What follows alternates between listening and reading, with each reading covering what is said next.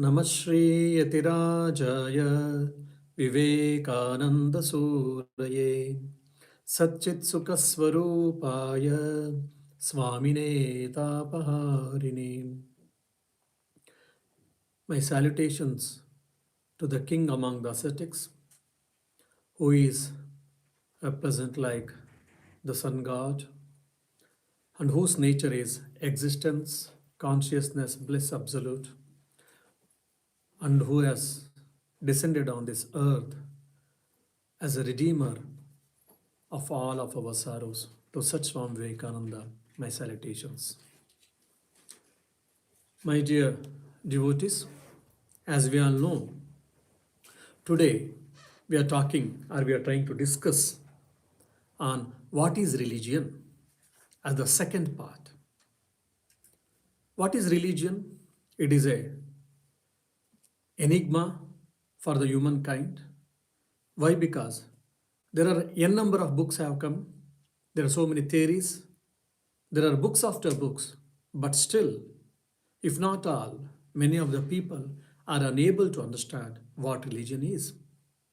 There are so many discussions and also theories too. But Swami Vivekananda, the prophet of this modern age, has simplified in one word realization. What is religion? Religion is nothing but realization. And to remember, and when I said in my previous class, when I was discussing or when I thought deeply on about Swamiji's statement, religion is realization, as a corollary or as a different shades of meaning, I did get two other explanations. One is expansion, the other is evolution. And for remembering sake, I have used the word synonym for realization as enlightenment. So, what is religion? If you ask, then it will be 3E: enlightenment, expansion, and evolution. And in the previous class, we did see what is evolution. Evolution of human being, when we say, or when I say, it is not the Darwin's theory, natural selection, survival of the fittest, so on and so forth. Then how do we define the evolution of human being, evolution of a man? Because we have already evolved from amoeba to the human being. And as the Bible says, we are the cream of the creation, the epitome of the creation. For that, I did give explanation 3I, traveling from the level of instinct to the level of intelligence, and from the level of intelligentsia, traveling to the level of intuition. That is what I mean evolution. Instinct, when we are instinctful, we are at the level of animal level. And when we can stay at the level of intelligence, then we are at the level of human beings. And when we can reach, when we can evolve to the level of intuition, then we are divine beings. So attaining the divinity or realizing the divinity is our goal. And that is the alpha and omega of our life as described by Eastern philosophy and also other philosophies in their own way. After evolution, we had started a discussion about expansion. So what do we mean by expansion? Expansion, we have to expand ourselves, means on the lighter side, we all think that, okay, I have to grow physically. Means all-round development or round-round development. Is it that expansion we are saying? No. Here expansion means expansion of heart and intellect. These two things are very important for human being. Hands are also important, no doubt.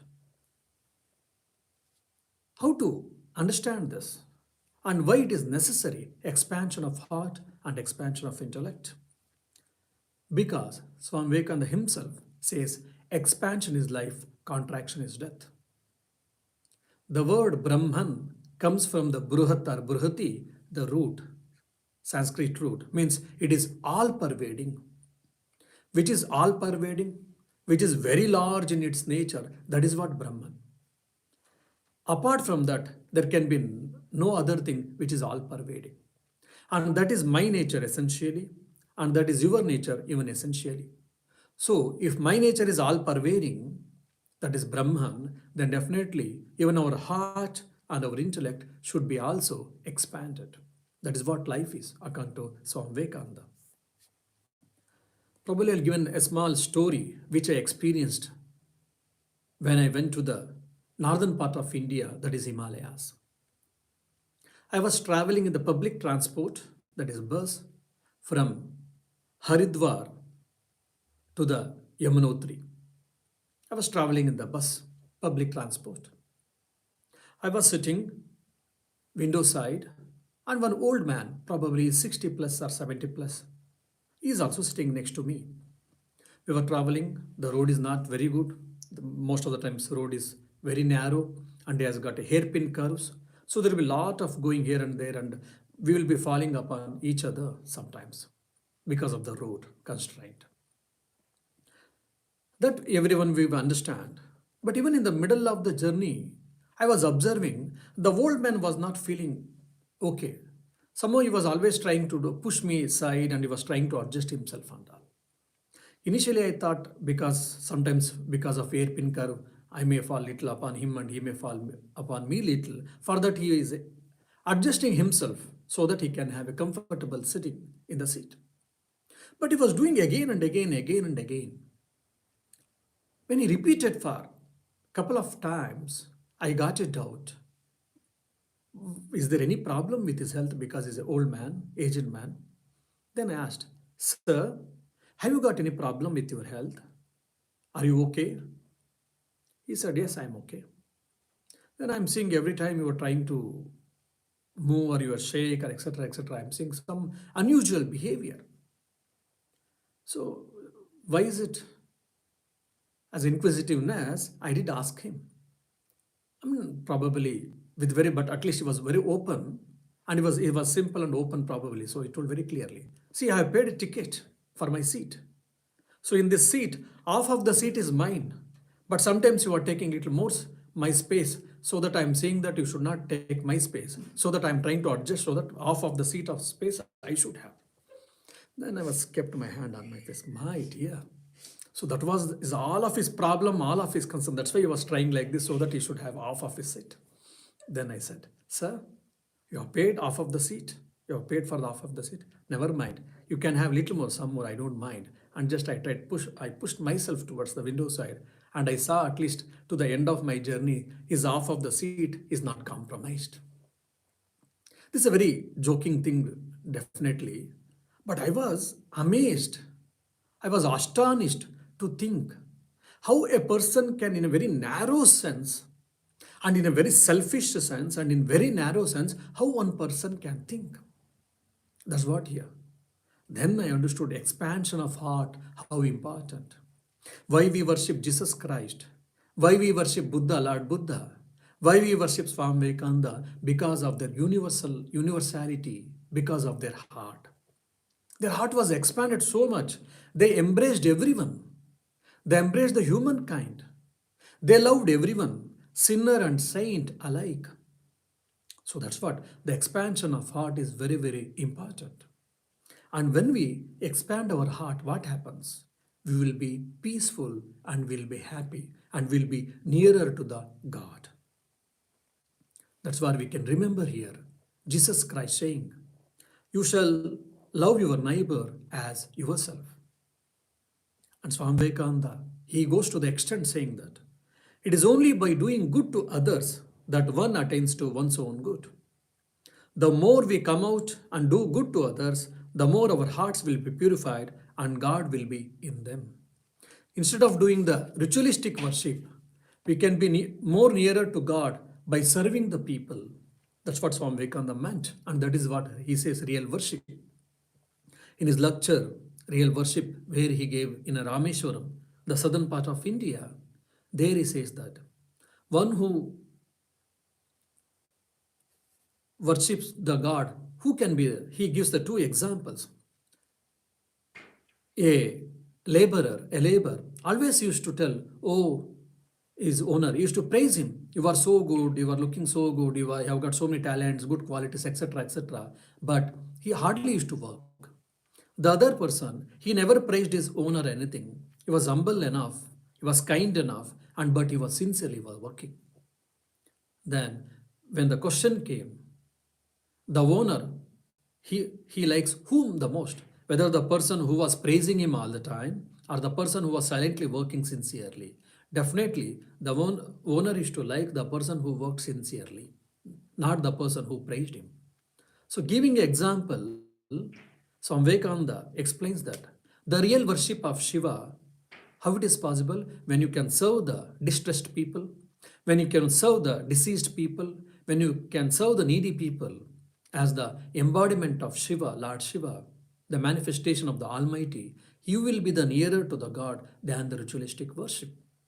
That's what we can say. Understand here expansion of heart.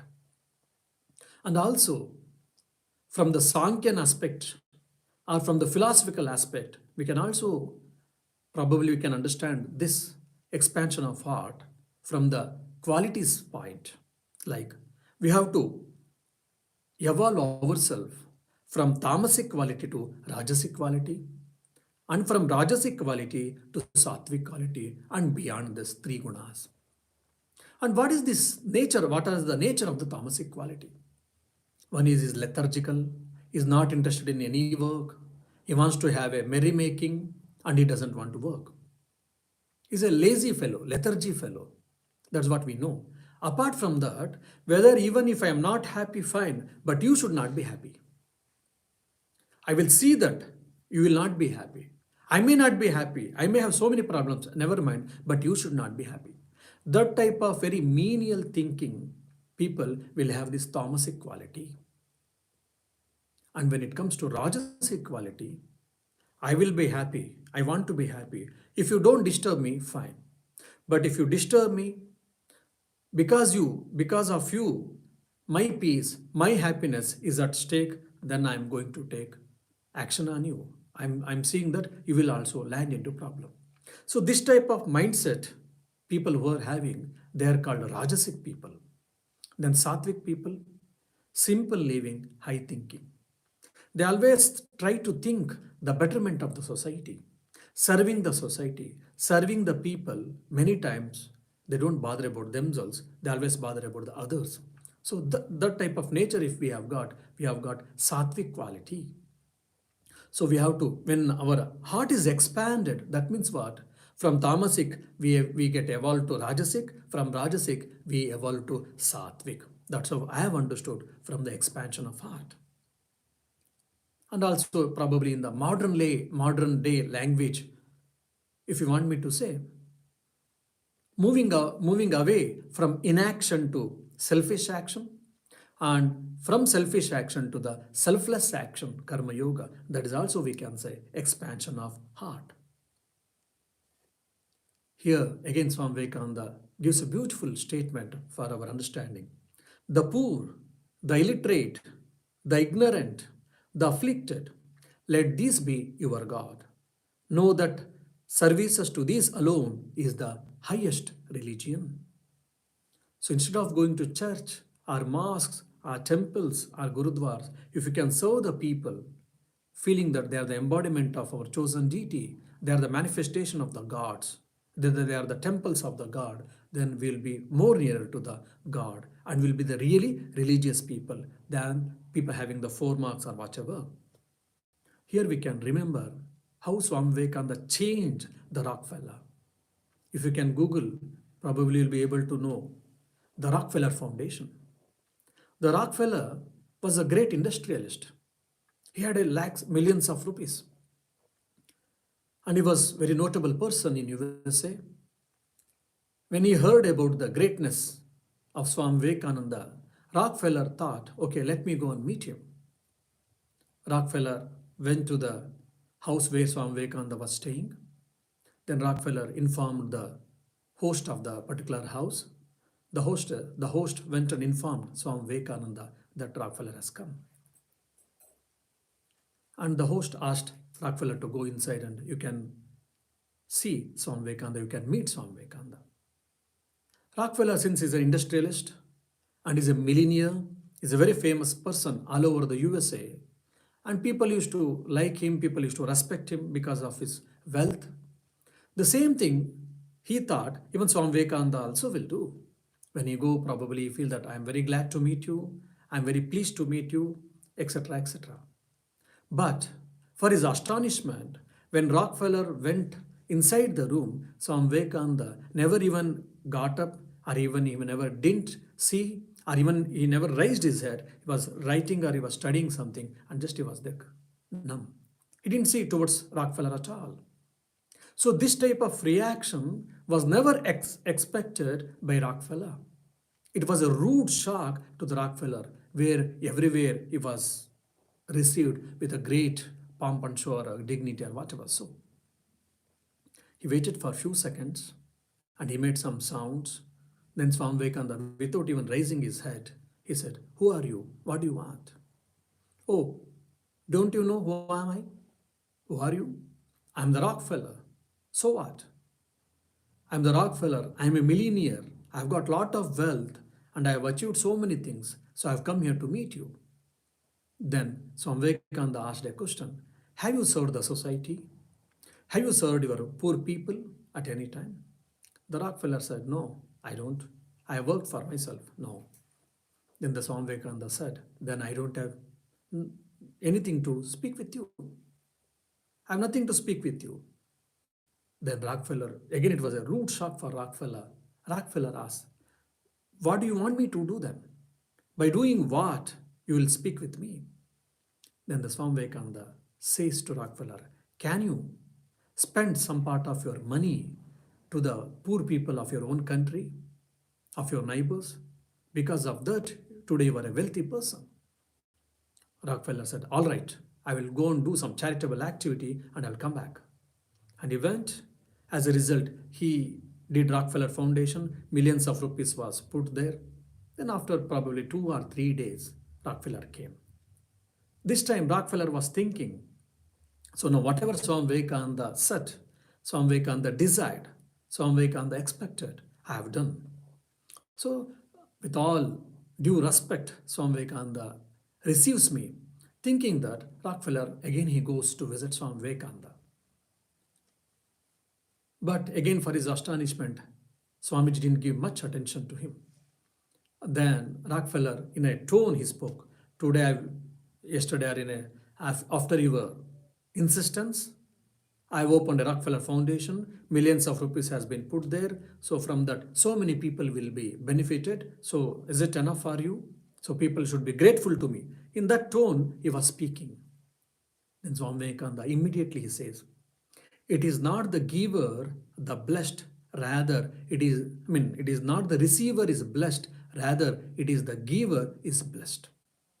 Again, it was a very new lesson for Rockefeller. Because I have helped you, because I have given you thousands of dollars, so you should be grateful to me. That's how generally we think. But here Swami Vivekananda is saying, contrary, the receiver is not the blessed person, actually, the giver is the blessed. Because there is a receiver, that's why you got the opportunity to be the giver. And after all, it is a God's money and you are giving to the God at all. So you should feel blessed, not the receiver. Then the Rockefeller understood. Rockefeller's pride was shattered. And afterwards, Swami Vivekananda had a wonderful talk with him. And Rockefeller went back to his home. You see, Swami Vivekananda gave a different aspect towards charity. Why? Because of expansion of heart. That's what. When our heart is expanded, we will not do service, we will be doing the worship of the Almighty, worshipping the God in the living form. Shivagnani Jiva Seva. This is what Swami Vivekananda learned by his master, Sri Ramakrishna Paramahamsa. So by serving the people, you are worshipping the God. I have to serve why? Because they are my fellow beings. I have to serve them why? Because I have got something from them. This is one type of attitude. Generally we all feel. But here they are giving the highest philosophy because the God is residing in all of them. By serving them, I will be serving the God. And if the same divine principle is existing in me and in the poor people, in the rich people, in everyone, that is what we call divine. If someone is at problem and how I can be happy in reality, it is not possible. So the highest philosophy for the philanthropy was given by Advaita Vedanta, which beautifully told by Swami Vivekananda in his talks on religion. So based on that, I understood religion means expansion of heart. And in the expansion of heart, also expansion of intellect. What does you mean by expansion of intellect? Again, here also, when I thought over, again, 3I. The information has to be translated into intelligence. And from intelligence, it has to be translated to intuition. What do you mean by information? Yes, if you Google out, you get all pieces, all types of information today. We are all actually loaded with informations. For an example, I know Ohm's law, I know Kepler's law, I know thermodynamics, I know gravitational force, I know calculus, I know trigonometry, I know analytical geometry, so on and so forth. But am I able to use them? No. Why? Because I have beheaded someone's formula and I vomit them on the answer papers and I get some marks. That's it. So there are pieces of information for me, bits of information for me. I'm not able to use them in reality to larger extent. Whereas if the information is assimilated and it has been synthesized properly, then it will be intelligence. We can see in the life of scientist.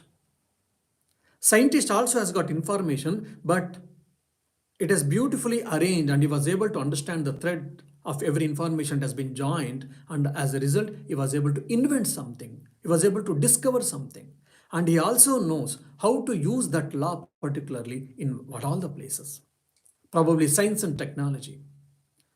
A particular theory, the theoretical part is science and the practical part is technology. So when you information means I've got a lot of information, just like a library, but I am not able to use them. In today, lot of doctors or engineers, especially at least I know in India, who are educated people, when there will be some problems, either in the family life or in the professional life or in the personal life, they suicide. They end their life. Why? They've got a lot of informations. They have stood first. They had a distinction in their academical life, in the student life, but they were all informations for him. And when the real problem came in the life, nothing helped him. So this is what the informations. We are all loaded with informations. It is not of much use for us. So the information has to be transferred to the intelligence. And the intelligence also has to be translated to intuition. There's one saying which is very dear to my heart. How the difference between intelligence and wise, here the intuition can be understood from the meaning wise. There's a beautiful saying from, I think, Rumi, or a person from he had Jewish culture here, a Jewish religion, he has told this, it seems. Oh God, I was intelligent, so I was trying to change the world. Oh God, I was intelligent, so I was trying to change the world. Oh God, now I am wise man, please give me enough strength to change myself. So this is what the difference between intelligent and wise. When I become a wise man, as Swami Vivekananda beautifully says, that the world is dog style. You can never make it set all right. It can never be straightened. We know all these things intellectually, but as it has not become the matter of fact for us.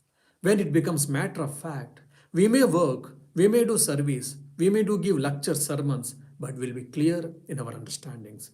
As a sense of duty we'll be doing, but will not anticipate the world will be changed by my sermons, by hearing my sermon. That is what I mean, expansion of intellect.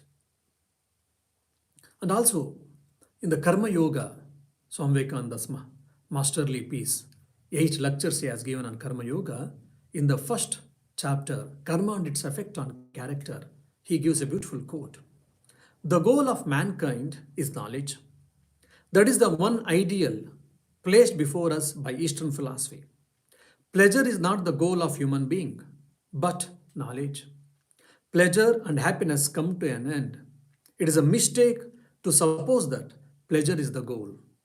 The cause of all the miseries we have in the world is that man foolishly thinks pleasure to be the ideal to strive for. Unquote. See, this is what whole of our life why we are suffering, because we are thinking pleasure is the goal of our life.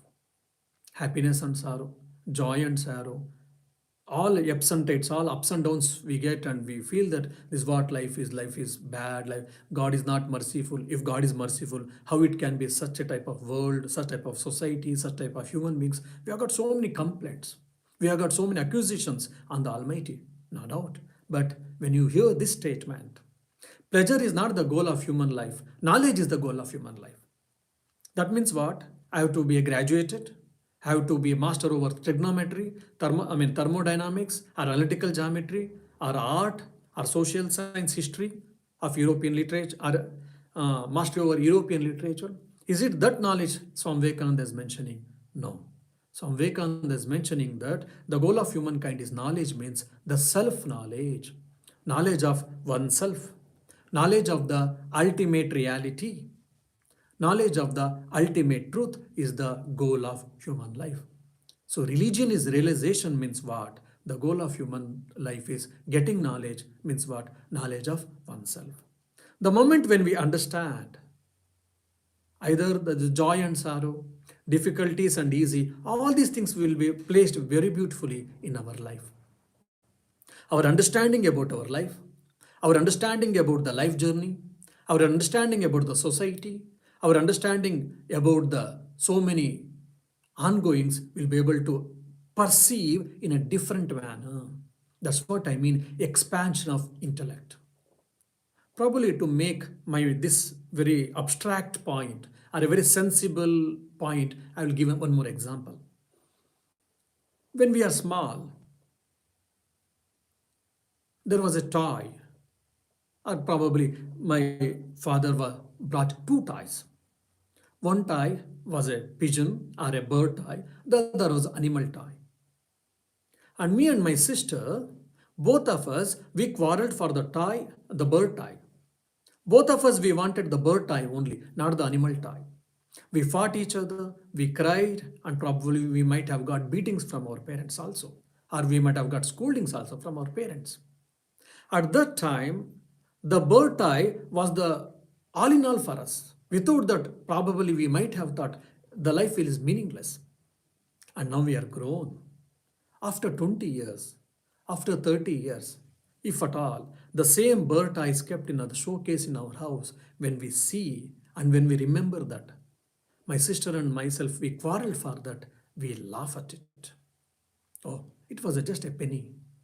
The worth of the toy was just probably few cents or €1. And whatever the material which was used to manufacture, to prepare the bird tie and the animal tie was same thing. Now we say material, both are of same material, so it doesn't make any sense because our intellect is evolved now. We don't give any more value to that. But when we were small, our intellect was not evolved. So for us, it became the very alpha and omega of our life. This is what I mean, expansion of intellect. And also, there's a beautiful story in Buddha's life also. A person comes and he scolds, he abuses Lord Buddha in a very foul language. Buddha was keeping very quiet with a composed nature, and there is no reaction from Buddha. This person, he abused him for probably for 5, 10, 15, 20 minutes. And all the disciples are sitting below. They're all getting very much angry, annoyed. But his master is keeping quiet, so they are also keeping quiet. Otherwise, probably they would have bet him black and blue. After some time, because there was no reaction from Buddha, this fellow got tired of scolding him. And there was no reaction even in the face. Speak alone, forget about speaking alone. Even there was no reaction in the face itself. Then that fellow asked, Buddha, didn't you feel anything wrong, bad about my hearing all abusing language I used, the possible abusive language I've used, but still you are keeping quiet. Have you not any? Are you not ashamed? Again, Buddha was silent. Then he asked, "Are you not feeling bad?" The Buddha kept quiet. At least speak something. The person, he demanded the Lord Buddha. Then Lord Buddha opens with smiling face. My dear, you have got 5 rupees and you wanted me to give, but I didn't receive. Now you tell me, this 5 rupees will be with whom? This 5 euros will be with whom? Then the person said, it will be with me only. Then he said, similarly, even your scoldings.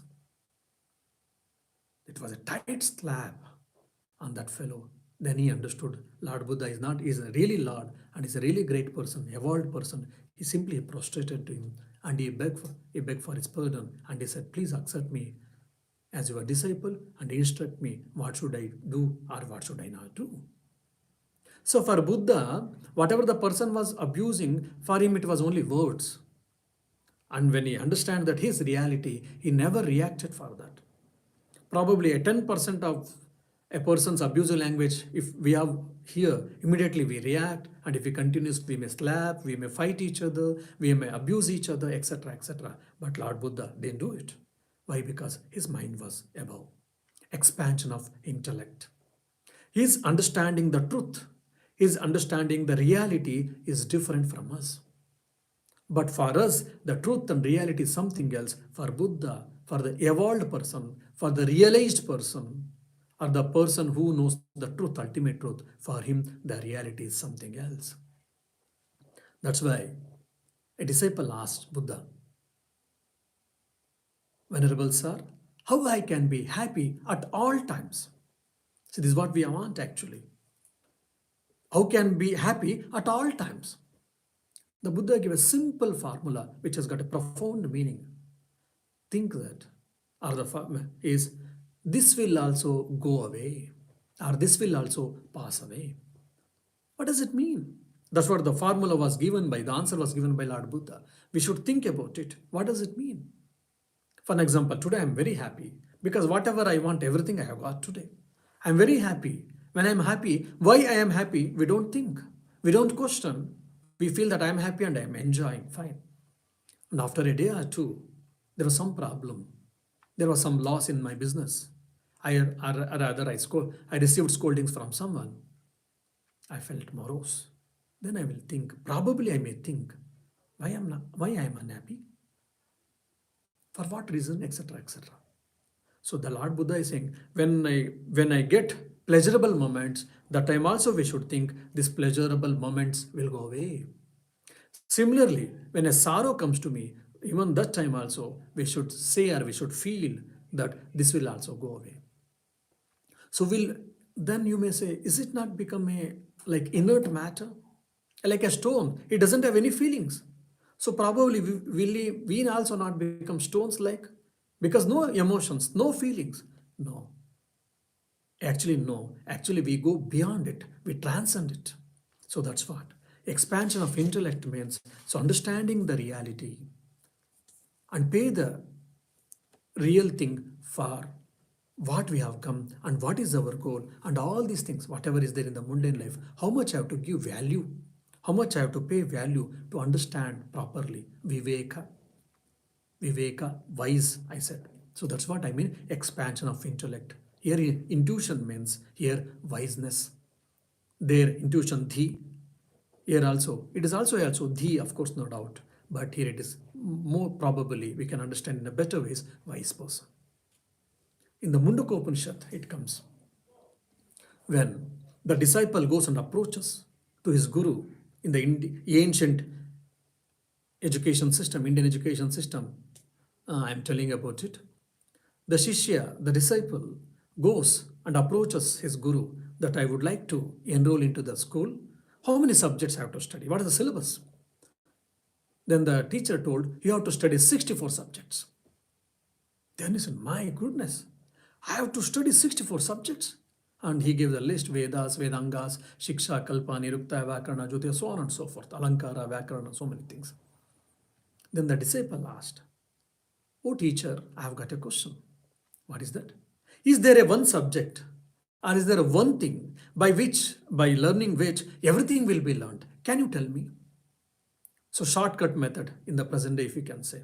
So instead of learning 64 subjects, he's telling, please teach me that knowledge, or please teach me that by knowing that I will be learned everything, anything and everything. So instead of undergoing all this training, he said, yes, it is there. That is what we call Brahmagnana, Atmagnana. That is knowledge of self, knowledge of self. So such type of beautiful thinking, how it came? Because he was a wise person. When his intellect has been expanded, he was able to understand by learning one, I will be learned everything. So that's what I mean, expansion of intellect. Now the final one, religion is enlightenment. Expansion and evolution is over. The third is enlightenment. Or to use in the Swami Vivekananda's words, religion is realization. That's the reason Swami Vivekananda beautifully has given definitions on religion many places. One explanation goes like this, quote, religion does not consist in erecting temples or building churches or attending public worship. It is not to be found in books or in words or in lectures or in organizations. Religion consists in realization. Religion consists in realization. Realization means what? Understanding myself, knowing myself, who am I? Essentially, or in reality, who am I? To understand, to experience, that is what religion is. Now you may ask, or you may feel, why should I realize? Why should I realize myself? Why should I know oneself? I'm okay probably. What is the necessity of this realization? The difference, probably Swami Vivekananda himself, he gives in one of his lecture. There's a huge machine. It can do many things. Probably a human being is not able to do such type of works. Fine. But the machine will be always machine only. And whereas a small worm, if it goes real nearby that machine, because of that heat, the worm may die even. So the insignificant creature according to us. Then, now whether the worm is greater or the machine is greater, the question is, many times people feel, oh, machine is greater because it can do many things. This worm is a very insignificant feature, insignificant creature. What does it? Whether it exists or it doesn't exist, what does it make sense? But Swami Vivekananda gives a different angle for us. He says that the worm is definitely, it is much bigger, it is much greater. Why? Because in it, the sense of freedom we can see. In the machine, 100 years, 1,000 years, 10,000 years, the machine will be machine only. There will be no progress. There will be no evolution. But whereas in the small creature, slowly it will evolve, and one day it becomes a human being and it reaches its goal. That's the reason there is a freedom, a desire for freedom, desire for evolution, intelligence, improvement. All these things exist in a human being or in any living creatures. That's why even the small creature or even the ant or any animal which is insignificant for us, that is much more or better than the huge machine which it can do a lot of work. So why do we need realization is because we love freedom. Every one of us, we want to be free. When the children, they don't have school, they feel happy. Why? Because they feel they're free. And when we want more and more power, position, when we say we desire for power and position, why? Because if I got more power and position, I feel that I can be free. Everyone will come and listen to me. I can do anything and everything, etc., etc. I want to be a millionaire. Most of us. Why?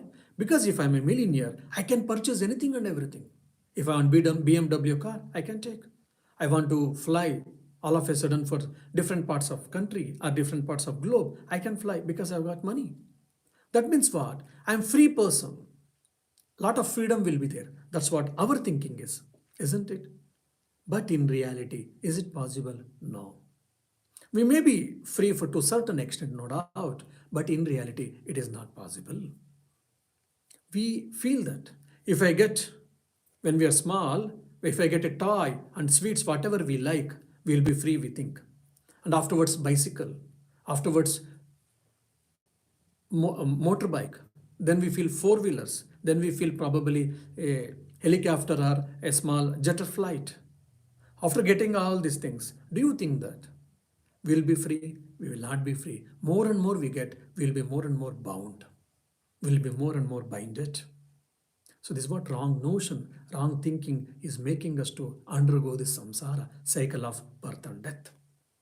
So when I say realization, why should I aspire for realization? Why should I desire for realization? What do I get from realization? When you achieve realization, when you get realization, that means what? You will be free from person, you will be freed person, you will have a absolute freedom and you will not be a bondage, you will not be in the bondage. And for that, the beautiful rationality is given by Swami Vivekananda himself in one of his lectures. Why do I worship God? Why do I worship gods and goddesses? And even why do I worship spirits? Why do I worship even sometimes ghosts in some of the culture, in some of the religions? They have got a ghost worship, evil spirits, spirits worship, worship of gods and goddesses, and worship of God. Why do we? What is the necessity? I want this, I want that, because we have got a list of desires to be fulfilled, we worship. That's the one general thing we give explanation. Apart from that, if you think deeply, you will get the answer. They are much more free than us. They are much more free. Small gods and goddesses, small with small g, I'm saying. They are much more free than us. That's why we worship them, so that I can also be more and more free. See, the basic idea is, the underground thinking is, because they are more free, so by worshipping them, let me also get more and more freedom by fulfilling desires and so on and so forth. They are more powerful, they are more free, many things we can give an explanation. So the hallmark of our life, human life, or any being is nothing but the freedom. Love for freedom, love of freedom. And that freedom can be attained or can be obtained absolutely by understanding my real nature, or from devotional aspect, from devotional term to explain, by realizing God. By becoming a millionaire, by becoming a great celebrity, by becoming a great politician, statesman, we will not be free. We have to know it for certain. So why we have to realize God? Why we have to have self-realization? Because to be free. And I want to be free. I desire freedom, but unfortunately, we are seeing the freedom, we are seeking the freedom in the external world and in its objects. We keep on trying, we keep on trying, we keep on trying. At the fag end of the life, we understand that I didn't get whatever I wanted. That is what freedom is. That's what. Then the sages, the wise people, they say, don't try to find out the freedom or real happiness, eternal happiness in the external world and its objects. You don't get. Rather, you try to find at the feet of God, or try to find out inner self, in self, inside, in self. Then you'll be able to get it. That's what spirituality means. That's what religion means, according to Swami Vivekananda. In Sanatana Dharma, in Hindu philosophy, there is no difference between religion and as well as spirituality. Whereas in the Semitic religions, there is a difference between religion and also spirituality. Even now, if you see evolution of a living being from amoeba, unicellular organism, to the human being, multicellular organism, what is the drive? The constant drive from amoeba, paramecium, iglina, so many things happens. We have studied phylums, 10 or 11 types of phylums we study in the zoology.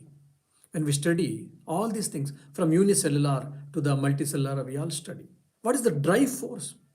And afterwards, aquatic animals, then amphibians, then terrestrial animals, all these things we see. The drive force is nothing but freedom. The aquatic animal, it wanted to be free. Whether it can sustain even without the water, that's how it became amphibian. Afterwards, it became terrestrial, and so on and so forth. The whole evolution of the beings, animals, beasts, birds, human beings, and all, you see, freedom.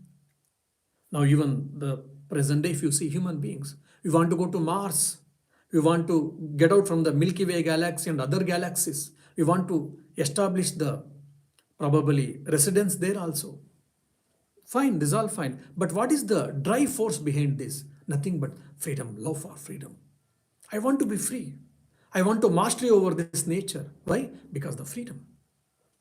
Whereas the empirical science, it is telling that by acquiring or by having a mastery over the external nature, you will have the freedom. Whereas the spirituality, it is also a science which says that how much ever you conquer the world, external world, how much ever you master the external world, you will not be the free person. Rather, you have to conquer yourself.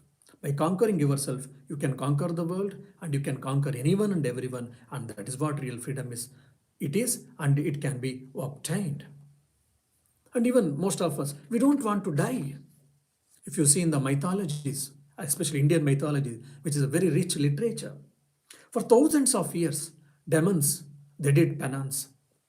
And finally, they asked for the god of creation, the Brahmadeva. What is that?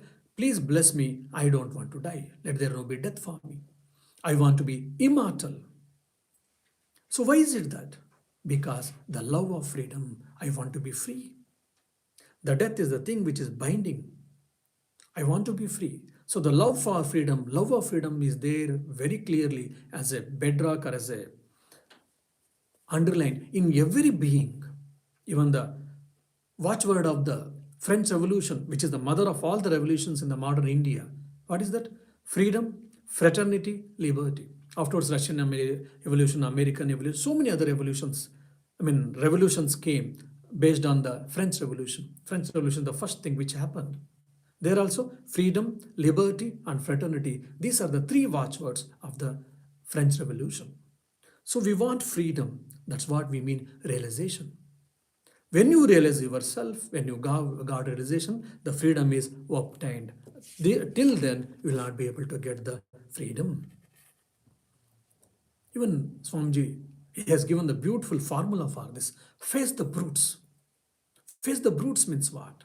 Means acquiring our lower nature, evolving ourselves so that we'll be able to attain ourselves.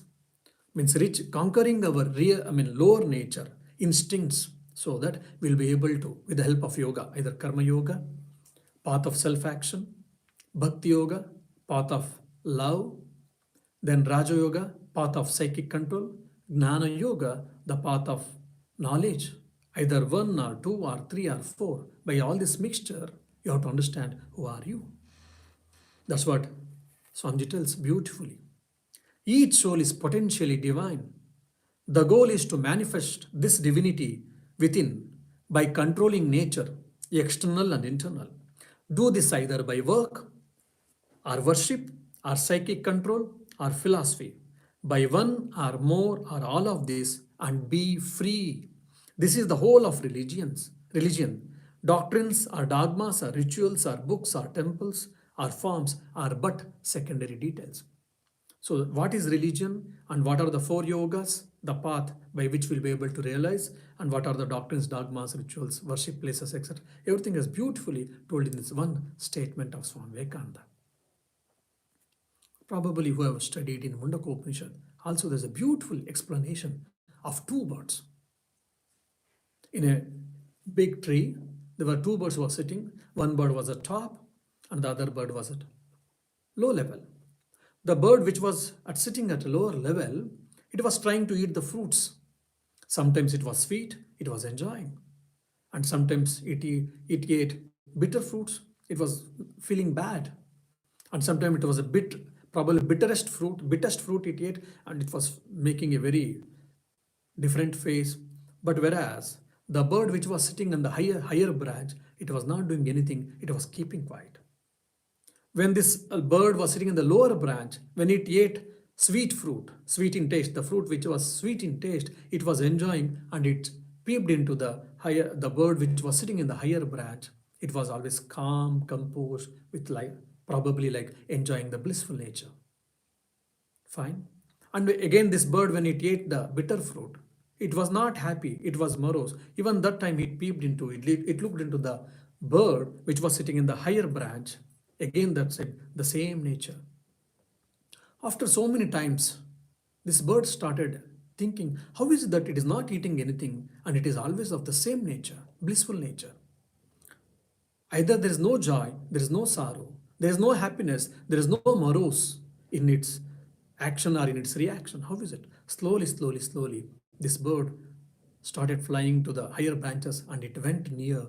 And the bird which was at the lower branch, it found out, oh, it is I only. The reflection is only me. Actually, it is I there. And it understood its real nature and it got merged. This is a beautiful story which we get in Mundaka Upanishad. That means what? In reality, I am Sat Chit Ananda. Existenceness, consciousness, bliss absolute. This is what the explanation given by the Upanishads, by the Vedanta, the non-dualistic philosophy about ourselves and about the God. What is the nature of the God, or what is the nature of the self, if you ask? Sat Chit Ananda. Existenceness, consciousness, bliss absolute. To understand my real nature, to experience my real nature, that is what I mean, in the other words, realization.